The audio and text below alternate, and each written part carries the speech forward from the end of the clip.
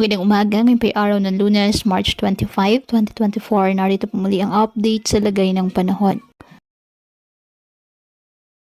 Ayon sa Pag-asa, easterlies o mainit na hangin na nagmumula sa dagat Pasipiko ang nakakaapekto sa eastern section ng ating bansa.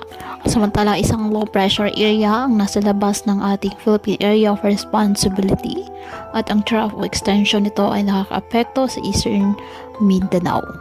Ngayong araw, dahil po sa easterlies, asahan na maulap na halangitan na may kalat-kalat na pag-ulan at thunderstorms sa Caraga. Habang sa nalalabing bahagi ng ating bansa kasama na po ang Metro Manila, bahagyang maulap hanggang sa maulap na halangitan with isolated rain showers or thunderstorms dahil po sa easterlies at ng mga localized thunderstorms.